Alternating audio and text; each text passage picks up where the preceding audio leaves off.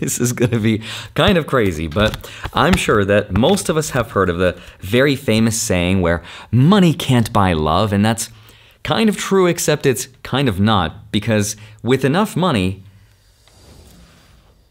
you can rent it for a day or two.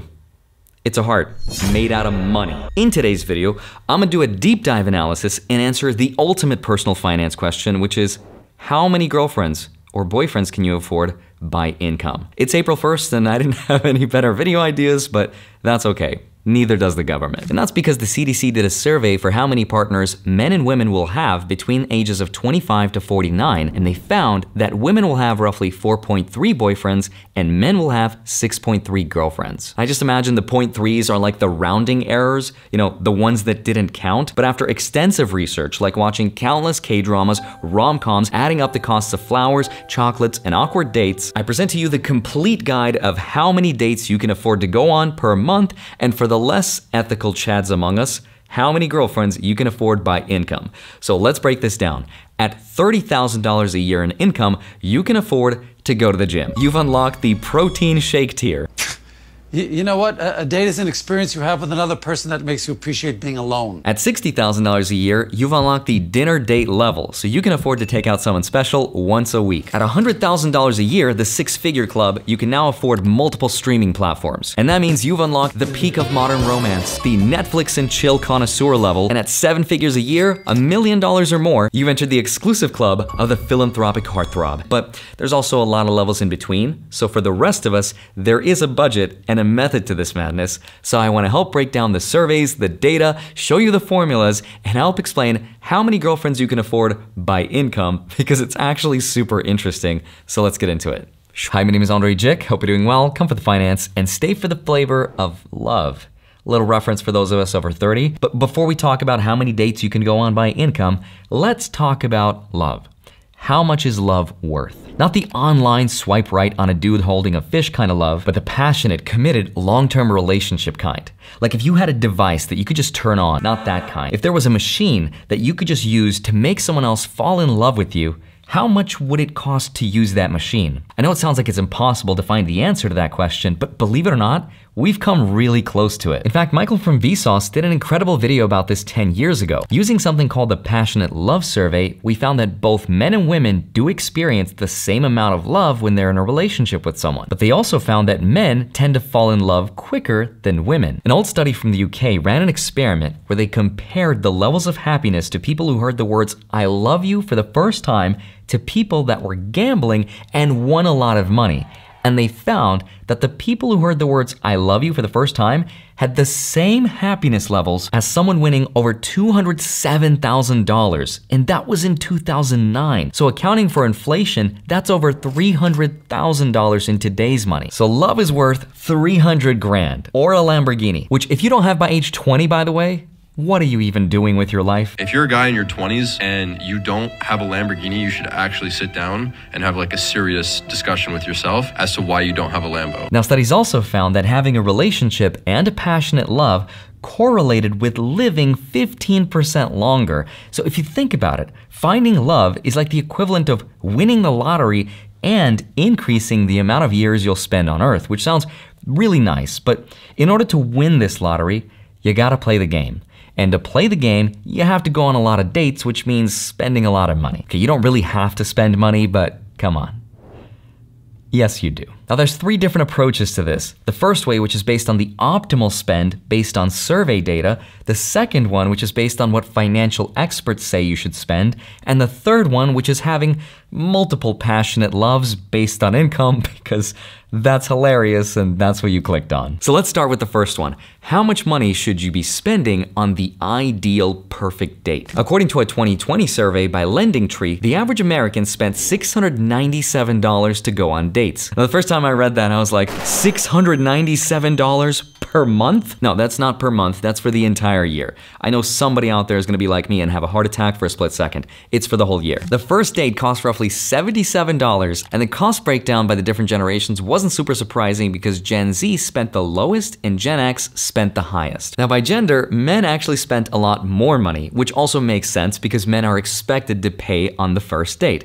And there's evidence to support that paying on your first date will actually increase your odds of success. Because 43% of women said they'd more likely go on a second date if the man pays on the first. But that was 2019 data before inflation. Since 2013, dating costs have gone up 40%. Nowadays, the average American is spending $1,560 a year to go on dates, which works out to a monthly average of $130. But that's, again, the average. According to a market research analysis company, which looks at thousands of people in the dating pool, when asked, men said that their top-tier date, in other words, their ideal date, how much it should cost, men said it should be $220. When women were asked that same question, they said $170. Now, when all of those same people were looked at in terms of how much they were spending, it worked out to roughly $196 per date, and over the course of 6 months, they went on an average of 8 dates. So per year, that's 16 dates, which adds up to a total of a little over $3,025 per year.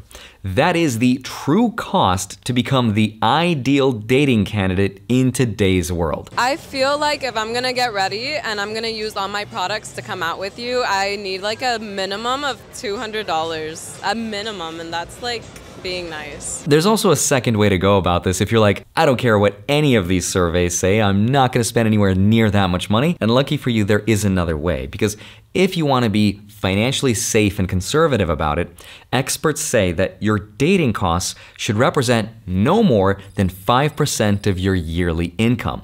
So let's take that same $3,025 yearly spend limit if that's really what you want to do. $3,025 is 5% of what income? To figure that out, you take $3,025, divide it by 5%, and you get $60,500.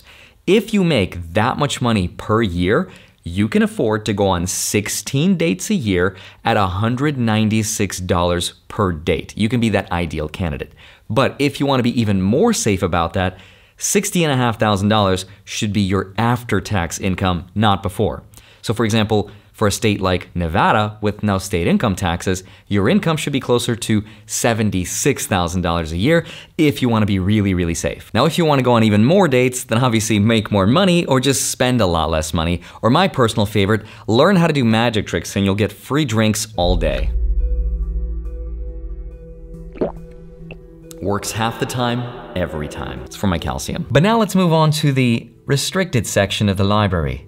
What if you're that alpha male? If I made 400 grand a year, I would be embarrassed with myself as a husband, a father, basically as a human being. How many girlfriends can you afford? All of them. No, at this point in the video, I'm just gonna assume all the girls have left, and what's left is you, my guy. I present to you the DAI, the Dating Affordability Index. The Dating Affordability Index measures how many people you can reasonably date at the same time by income. And here's the formula. It's income divided by the sum of cash multiplied by N. Sounds complicated, but it's really easy. Now, income is how much money you make per month divided by the sum of C plus A plus S plus H. Now, C stands for culinary, which is the restaurant you'll take your date to, plus A, which stands for adventures, the things you'll do on your date like axe throwing, perfect first date idea, plus S, which stands for surprises, things like gifts and flowers, plus H, which stands for hygiene, because it costs a lot of money to look good and smell nice. Now guys, we have to treat the ladies to the nicer restaurants because it costs them a lot more money to get ready and a lot more time, so it's only fair. But ladies, I don't agree with girl math. I've seen those TikTok videos where the girl's like, it cost me $50 for foundation, $30 for cream, and $100 for this and that. So we're gonna do the math. My moisturizer is $400, my eye cream is $300, my serum is like another $300, my makeup, you know, not included, so. You can't add the entire fixed cost to that. You have to amortize the lifetime of uses for those products. So instead of adding the entire thing, maybe add $1.50, $5, $10, whatever it is per use case. That's only fair. Otherwise, the guy will just show up with a car and a fake Rolex and be like, "This cost me $10,000, so yeah." Let's keep things fair here. Subscribe for more pro tips like these. Now, the next step is you add all that up and you multiply it by n, which is the number of people you can mentally juggle at the same time. Now, the goal is to have your dating affordability index, or the DAI number, to be 5 or less. If it's 5% or lower, you're good to go. If it's higher than 5, experts say you can't afford it. Now, I saved you the trouble from doing all the math yourself, and I plugged it into ChatGPT, and here's the results. Assuming the sum of cash is 196, which is the cost of the ideal date based on surveys, if you want 2 girlfriends, you'll have to make almost $8,000 a month. If you want 3, you need almost $12,000. If you want 4 girlfriends, that's nearly $15,500, and if you want 5 girlfriends at the same time, be prepared to make nearly $20,000 a month. Now, for all those incomes I just showed you, the dating affordability index number is floating around 5%, which is acceptable by most financial experts. But let's be real here. Anything more than 2, your bottleneck isn't money at that point.